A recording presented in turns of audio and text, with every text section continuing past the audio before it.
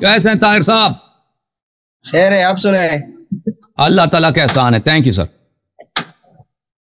جی میں نے آپ سے ایک سوال کیا تھا، میں نے کہا کہ کوئی جنت میں کوئی منافق، زندیق یا کوئی بدعتی جا سکتا ہے؟ یہ زبردست نہیں جا سکتا، نہیں جا سکتا۔ اچھا، جنت میں کون جائے گا؟ مسلمان جائے گا جس سے اللہ اور اس کے رسول صلی اللہ علیہ وسلم راضی ہو، اہل بیت جس سے راضی ہو نا، وہی جائے گا جنت میں۔ جی سر، جی سر، جی یہی جائے گا۔ جی جی، آپ مجھے پھر بتائیں کہ آپ صلی اللہ علیہ وسلم کا روزہ جو جنت ہے نا، آپ صلی اللہ علیہ وسلم کے ساتھ جو دو مدفون ہوئے ہیں، ابو بکر، پچھلے ہفتے بھی آپ نے کال کیا تھا نا، میں نے جواب دیا تھا آپ کو۔ تو آپ نے کہا زبردستی چلے گئے نا، تو دیکھیں یہ بتائیں کوئی جنت میں زبردستی جا سکتا ہے؟ بھائی وہ جو میں نے پچھلے ہفتے بھی آپ سے پوچھا تھا اور آپ نے جواب بھی دیا تھا۔ میں نے پوچھا یہ جو رسول صلی اللہ علیہ وسلم نے فرمایا ما بین قبری و منبری روضۃ من ریاض الجنہ، میرے قبر اور میرے منبر کے درمیان یہ جنت کے روضوں میں سے ایک روضہ ہے، باغوں میں سے ایک باغ ہے، یہ حدیث ہے نا۔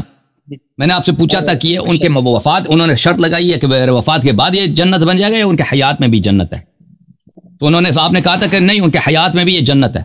انہوں نے تو نہیں کہا تھا کہ میں جب مر جاؤں گا یہ جنت بن جائے گا، اسی وقت بھی جنت تھا۔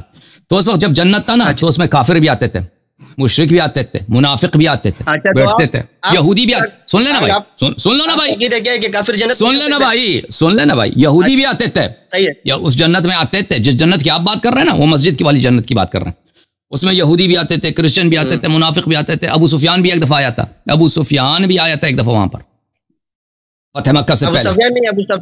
ابو سفیان جو ہے نا دوسرے بیوی، وہ جو ہے نا ان کی بیٹی کا دوسرا الگ گھر تھا، امی عائشہ رضی اللہ عنہ کا گھر الگ تھا۔ بھائی ابو سفیان مسجد میں آیا تھا، مسجد میں آیا تھا، مسجد نبی صلی اللہ علیہ وسلم میں آیا تھا ایک دفعہ، ایلچی بن کے مکے والوں کی جانب سے، فتح مکہ سے پہلے آیا تھا۔ بھائی امی عائشہ رضی اللہ عنہ کے حجرے میں کوئی منافق، کوئی یہودی، بھائی مسجد کی بات کر رہا ہوں۔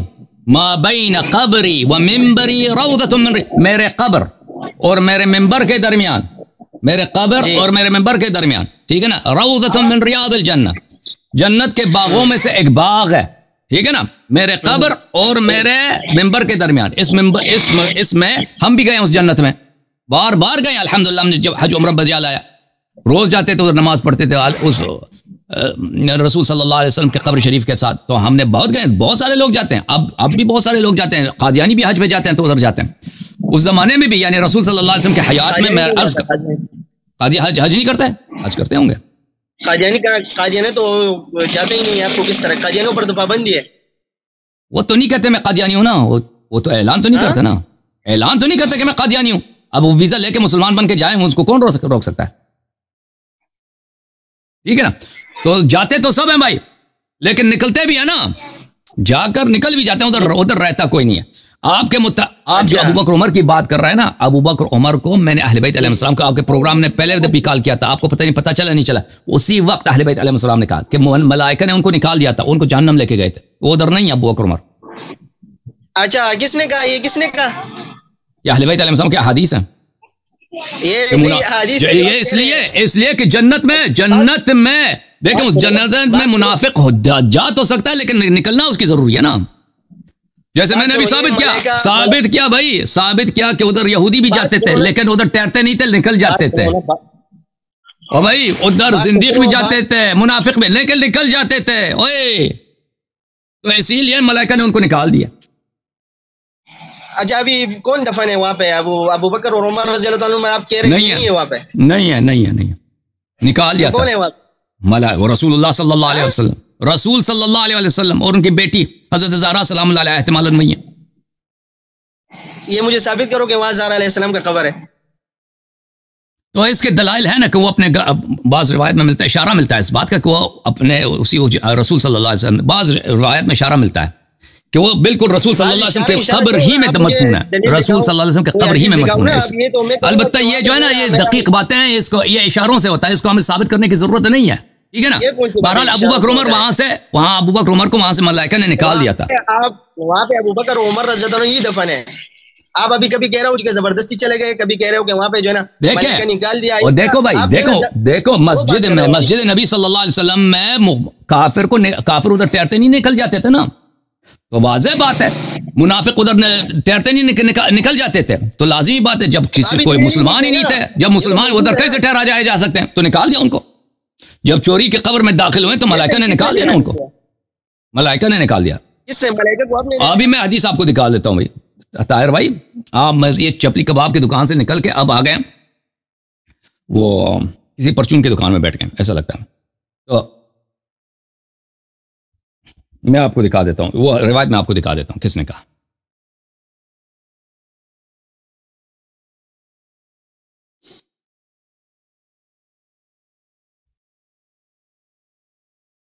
الصراط المستقيم إلى مستحقي التقديم لشيخنا العلامة أبو محمد علي بن يونس العاملي النباطي البياضي الجزء الثالث طبع المكتبة المرتضوية في مطبعة الحيدري في سنة 1384. اس کتاب میں جلد نمبر 3 صفحہ نمبر 116 ملاحظہ فرمائیے. عاصم ابن حمید نے صفوان سے حضرت قرآن ناطق بحر حقائق امام جعفر صادق علیہ السلام سے روایت کی انہما لم یبیتا معه الا لیلہ ثم نقلا الى واد فی جہنم یقال له واد الدود. یہ دونوں ان میں سے ہر ایک رسول پاک صلی اللہ علیہ وسلم کے ساتھ صرف ایک رات ہی رہے تھے. اگلے دن ہی ملائکہ نے ان کو نکال دیا تھا وہاں سے.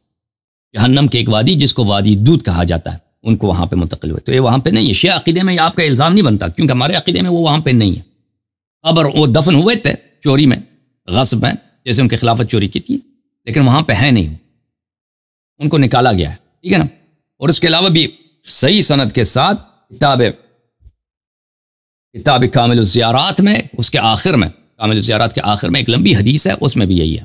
اوکے میرے بھائی سمجھ میں آئی بات آپ کو طاہر صاحب؟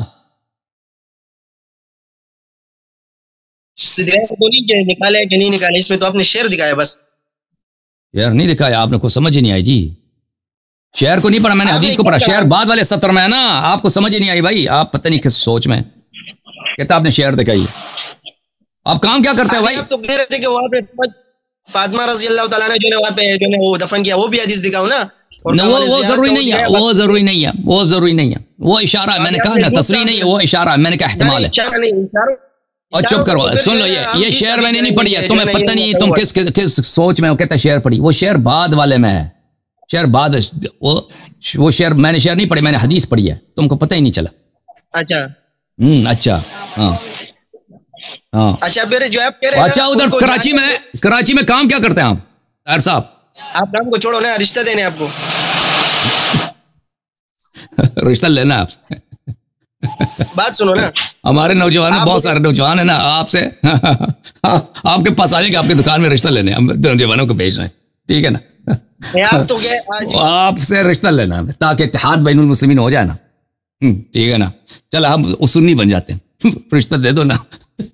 ہمارے لڑکے کوئی بات نہیں سنی بنتے ہیں. ابو بکر عمر سے پیار ہو گیا رشتہ دے دو. ٹھیک ہے نا. رشتہ لینے کے بعد وہ تو پھر ایک دفعہ کام ہو گیا نا. ٹھیک ہے نا بھائی. حضرت عمر رضی اللہ رشتہ دے دو بس صحیح ہے. رشتہ دو گے بھائی رضی اللہ کہتے ہیں. ٹھیک ہے